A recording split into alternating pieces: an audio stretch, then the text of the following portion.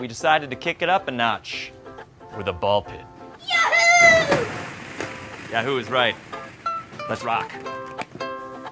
Who doesn't love a good trash fire? There's no better way to keep warm during those long winter months than by huddling up close and watching the combustion take place before you. And conventions, well, they fit the bill. Now, there are a myriad of them for almost every subject you could imagine. They come and go all year round. And every once in a while, once in a blue moon, you'll come across a convention that devolves into complete and utter madness.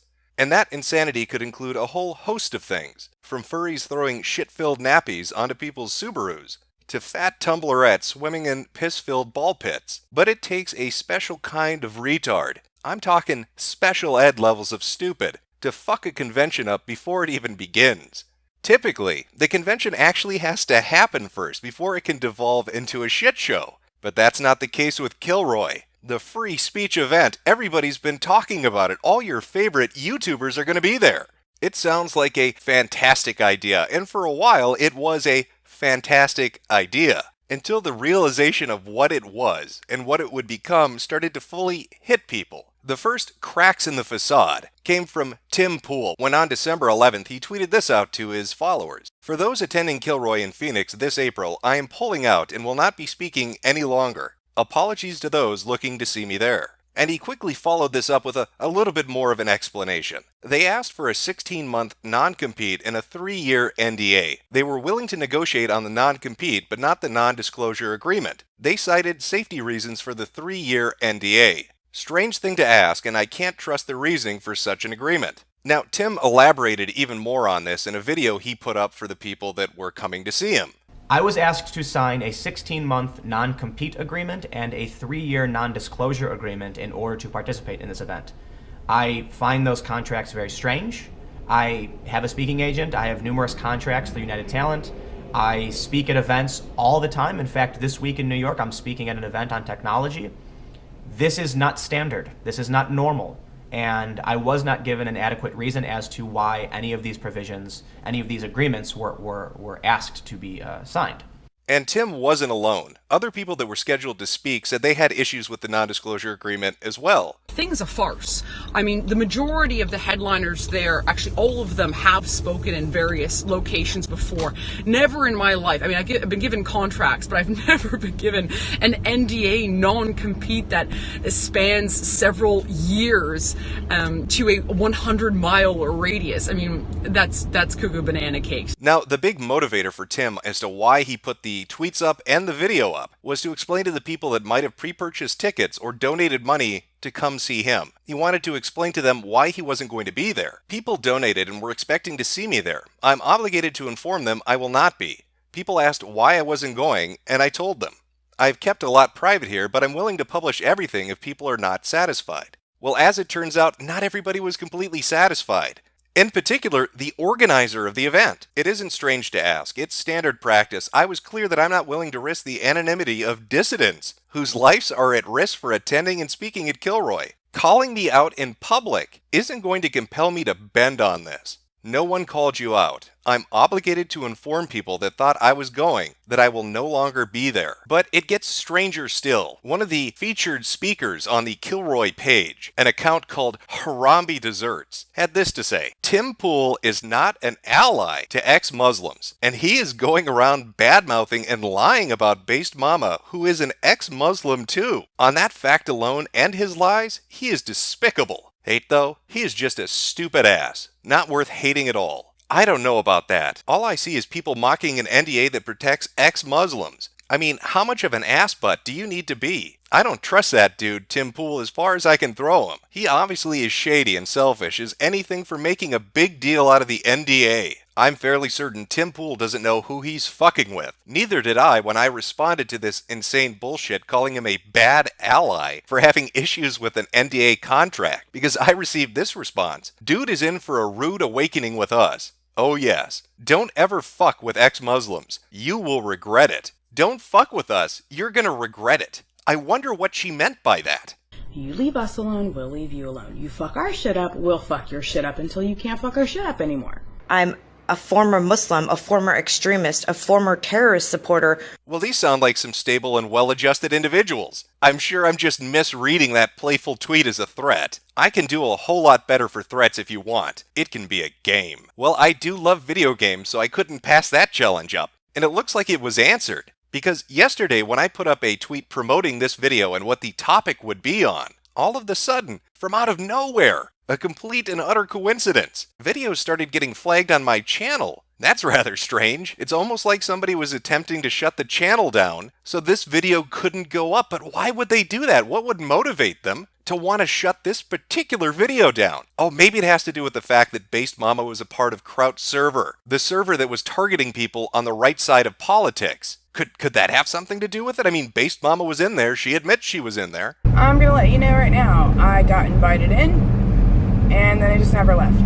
And good old Halal Desserts here, well, she was somewhat related to it as well. If you remember back when JF's video was flagged for playing audio that was leaked from the server Trout had, she tweeted this out. I have no idea what I flagged. I hope it was real juicy. Ah ha ha ha ha ha ha ha. So we have two individuals directly related to the Kilroy event, one of them the organizer of it, another her good friend and featured speaker at the event, both related to a server which was doing some rather underhanded things. And mysteriously, when I announce my videos coming out, I start getting videos flagged on my account. Really gets that fucking noggin jogging, doesn't it? But I guess I'm getting intellectually checkmated here. This is some 4D chess shit. I'm dealing with intellectual giants. Because my IQ is extremely high. It is extremely frustrating to not only be an intellectual anomaly myself, which I guess 140 is above average, whatever. Most well-known and credentialed scientists of this YouTube community. But apparently that enormous IQ, it just wasn't enough. People began to either pull out or they were pushed out of the event. The list is so goddamn long that you'd have a better chance naming the people that are still coming rather than the ones that dropped out. Tim Pool, Dave Cullen, Faith Goldie, James Alsep, Andrew Torba, Brittany Pettibone, Millennial Woes, Nick Monroe, Andy Worski and Chris, Peter Sweden, Baked Alaska, Lauren Southern. The names go on and on and on. But that's just petty ego. I mean, that's what Mundane Matt told me. These people are just too full of themselves. That's the issue. And then, of course, Sargon dropped out. I haven't been following the recent drama with Kilroy too closely, but I'm going to pull out of it anyway. It seems to be mismanaged. I put $250 into it, but I don't expect to get that back. Fucking Sargon of Akkad with his goddamn ego issues, huh, Matt? Oh, I'm sorry, what's that? Did you change your position all of a sudden? Matt, is Sargon being a drama whore for pulling out since you said this is mostly an ego thing? With Sargon, I'm not too sure. So would I do it? Would I do it? And I have Andy, come on. Andy, come on. Quick, somebody send this clip to V. He's always getting accused of being the Sargon of Akkad dick rider. It looks like he's got a little competition for the job. Well, goddamn, that's a lot of people getting kicked out or dropping out. But was it all because of contracts? Was it all because of the non-disclosure agreement and the non-compete that Faith Goldie and Tim Pool talked about? Well, no, there were a whole host of other issues. People were complaining that they weren't getting their emails answered. They were being ignored. We were getting ignored. A lot of the concerns were getting ignored until it was put in front of the public. I'm sorry. That's not a fair representation. They weren't being ignored. So I sent an email to Based Mama. I say, hey, some weird stuff is going on over there, y'all. What is going on? Oh, my buddy's getting disinvited. We can't talk about what we want to talk about. James now, his picture's gone. What's going on, guys? Fill us this in. And I get a response email that is completely blank from Base Mama's account. So what does that tell me? And I responded back to her. I said, hi, it's just so you know, I got a blank email. Don't know if you intended to write something in it, but indeed nothing showed up. But that can't be correct, because as you can hear from Sister Danger and Based Mama, the two people that are working on the event, they never forget to respond to an email. They're professionals. And I'm like, dude, I understand. You don't even have to tell me. I'm at that where, did I miss one? well, you know, you talk to me. I'm like maniacally checking to make sure I didn't accidentally not see somebody's email because I don't want to forget anybody. I agree. Like, I kind of have this general policy of always be the last person to respond, right? That way the ball is never left in your court as having been dropped or whatever. Like, always be the last person to respond. She left my email unanswered. Well, there's got to be more than just a few missed emails. Is there anything else going on? Like, say, being lied to about the panels you can do? I had pitched the idea for doing a panel on offensive comedy and where the line is and how we present ourselves online. Based Mama declined immediately. Well, there must be a good reason Andy Worski was told he couldn't do a panel on offensive comedy. Like, say, one of Based Mama's associates was already going to do it, and Andy can go fuck himself. Foxy here, who hasn't said shit about fuck this whole time, is going to be on the comedy panel and basically discuss like how, you know, the restriction of free speech in this offense culture is really kind of hampering comedy, where you can't be as free with it as you want to be. How's that dicking feel, Andy? Probably similar to what James Alsop got when he was bent over and hit with this gem. She said my speech on identitarianism was banned because it was a topic that she didn't want to bring up at the conference. This is, of course, contradicted by the fact that listed in the topic sheet she sent me was a speech called The History of Identitarianism in Ireland. I find it funny that there's been kerfuffle from the alt-right side because I won't entertain a panel on identitarian politics. I'll go ahead and tell you. Here's the reason why. And I told everybody this. We don't have time. We don't have the space. It's not on the agenda. Listed in the topic sheet she sent me was a speech called The History of Identitarianism in Ireland. It's just a kerfluffle. Come on. Everybody makes mistakes, and the super genius brain trust over here, they fucked up a little bit, but they're innocent fuck-ups. There's no ulterior motive behind any of it. It's not like this is one giant fucking scam that sucked in multiple groups of people. That would be ridiculous. I mean, listen to Andy. He came up with this idea at VidCon. It was our idea. I was one of the initiators of this idea. It was me, Chris, my buddy who I filmed with, Failure, Rucka, and I think, what was his name? Tanuki or Toki or something? Failure? What was his name? It starts with a T. Do you know what I'm talking about? Yeah, Wild Tanuki. Here, or that's it. It was all of us, and we were all at that shrimp place during VidCon, and we were the ones who were like, "Oh, we should do our own VidCon where it's like all of us, and we can meet, you know, viewers and stuff, and talk about whatever we want." And then we were all just hanging out outside, and Sister Danger was there. We brought it up to her, and she's like, "That's a great idea. You know, I've done these things before." And then when she spoke to Based Mama and Dave, they sort of took a hold of that. Well, isn't that wonderful? Based Mama is going to help Andy realize his dream to put on this idea for a convention. But wait a minute, though. That's not what Based Mama told Bunty King. This has been in the works for quite a while, so I'm just... How long has this been in the works for, if you mind me asking? About 3 years. We've been... 3 years? Yeah. 3 years you've been planning this with Dave?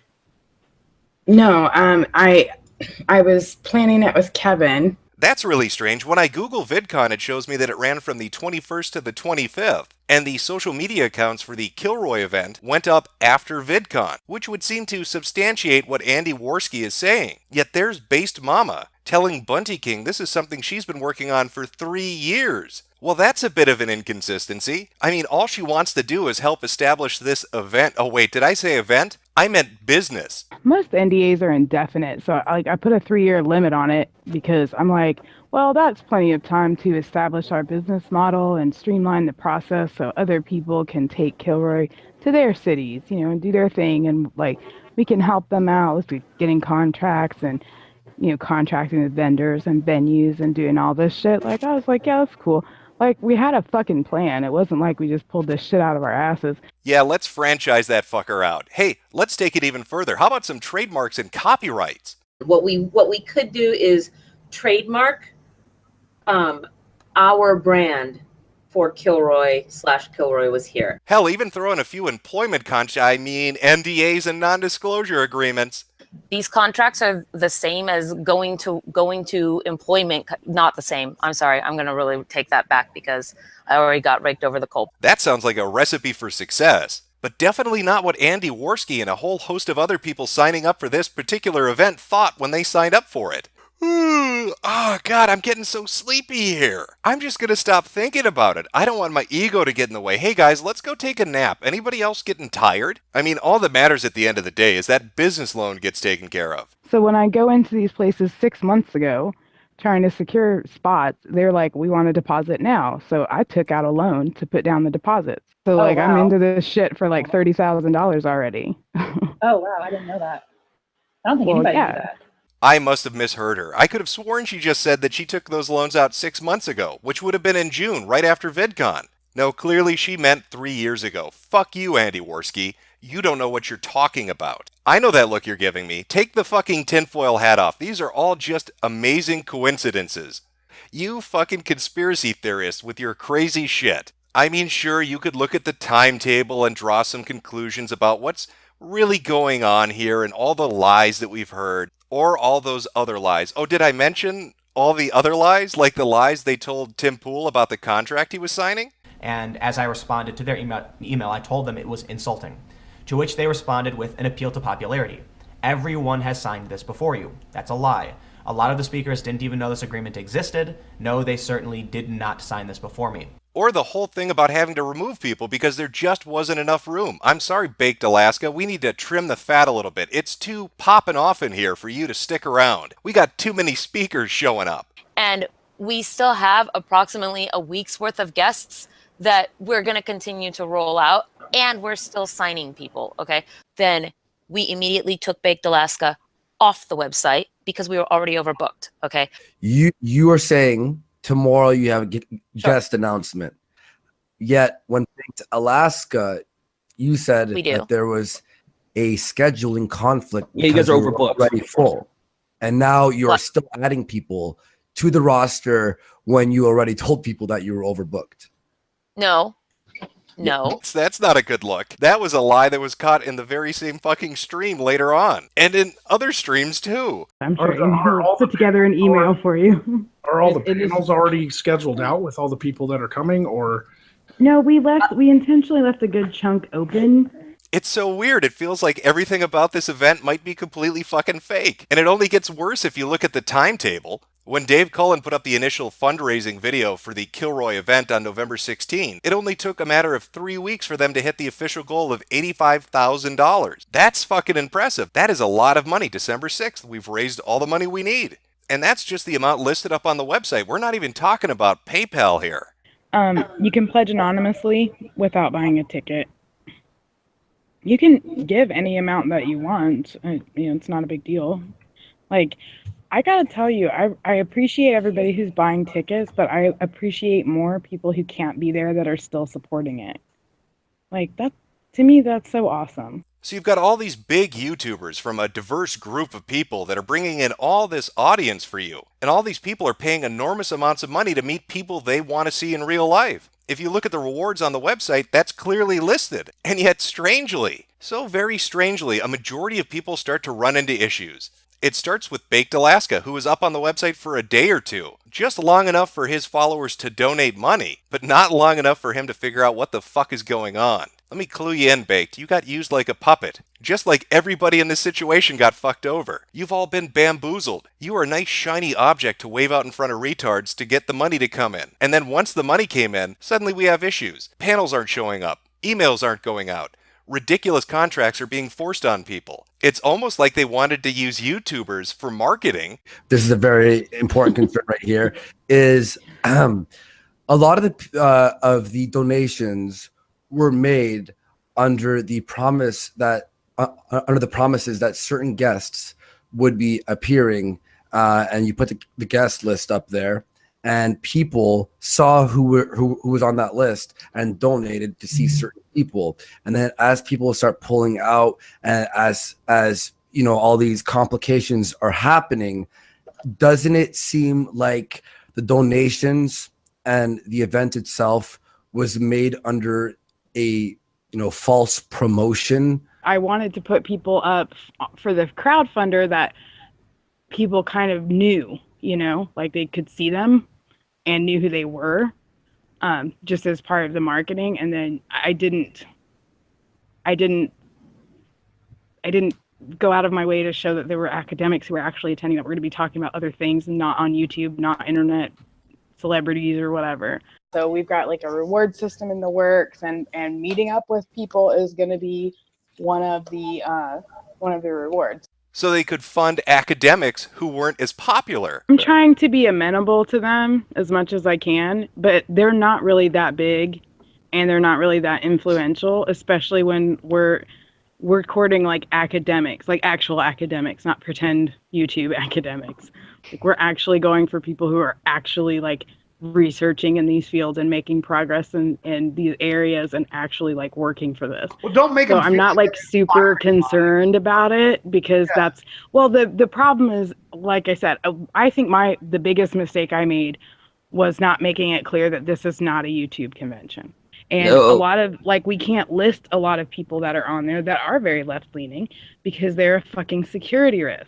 That's why I open called. I didn't want just people who are YouTube famous, internet famous. That doesn't mean anything. Well, the only thing that could make this shit show worse if there was a political angle on it. I mean, we fucked over YouTubers and bilked their audience for money. But could we fuck over political opponents just for the fun of it? Well, I think we could if we follow a few steps. And if you remember Trout server with all his magnificent 24-hour ops like Purple Starfish or whatever the fuck he called this dumb shit, Based Mama was in there. She was right in that fucking server, and in that server, there was a hit list. And surprisingly, a good amount of the people on that hit list were signed up to show up at the event. People like James Alsip, Baked Alaska, Lauren Southern. These people and their audiences donated money or bought tickets. They were used to help promote this. I wonder if she has any political opinions on these people. Okay, first of all, there's about 70% of the people on there that I don't politically align with, and there's a couple of them, I won't name names, that I actually do not like as a person.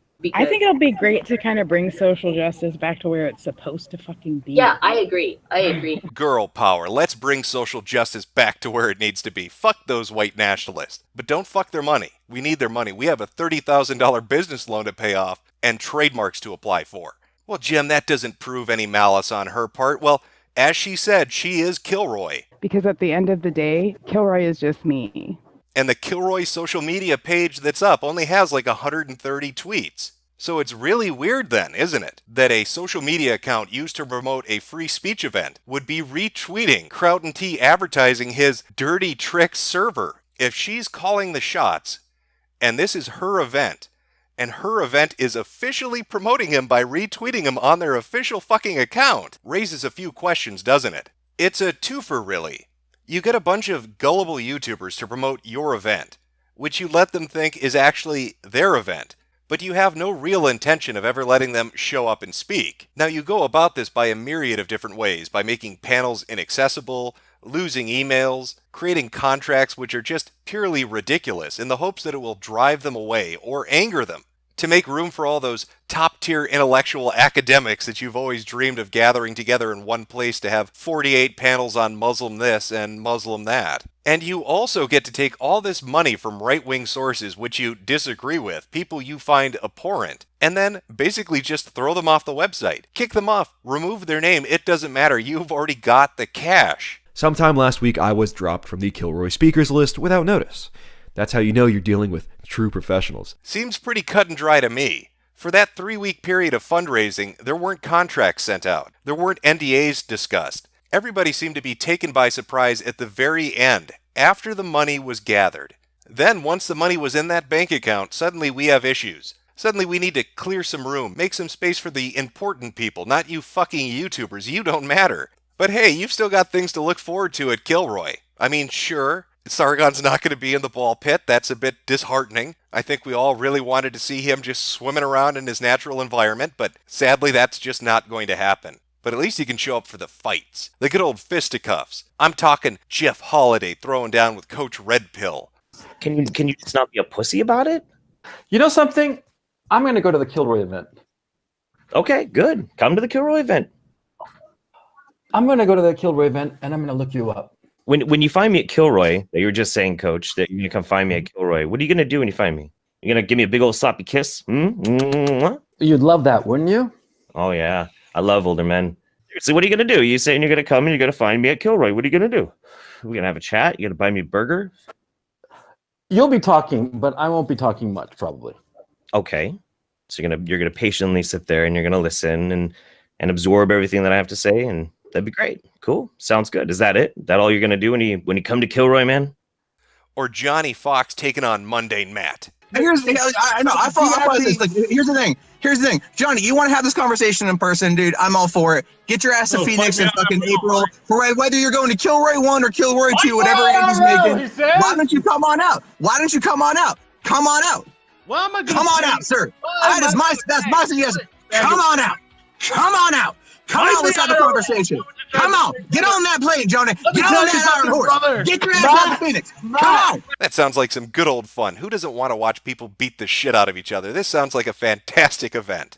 And hopefully, Kilroy's a great success for them because they're going to need the money, with breaking the law and all. Oh, did I forget to mention that part? You know that 3-week crowdfunder they had where they had a ton of people's names up, raising money to show up at the event, and how they sent contracts out after that, after December 6th, after the money had been raised? Turns out that might have been completely fucking illegal. Don't take my word for it. Ask Based Mama. But then I got a second problem, which I found out the other day, is I can't advertise people that I don't have signed on to speak. Yeah. Because that would be violating false advertising laws in Arizona. So if I'm understanding this right, she's basically admitting that she illicitly raised $85,000. Brilliant. That is 140 IQ, ladies and gentlemen. Because my IQ is extremely high. It is extremely frustrating to not only be an intellectual anomaly myself, which I guess 140 is above average, whatever.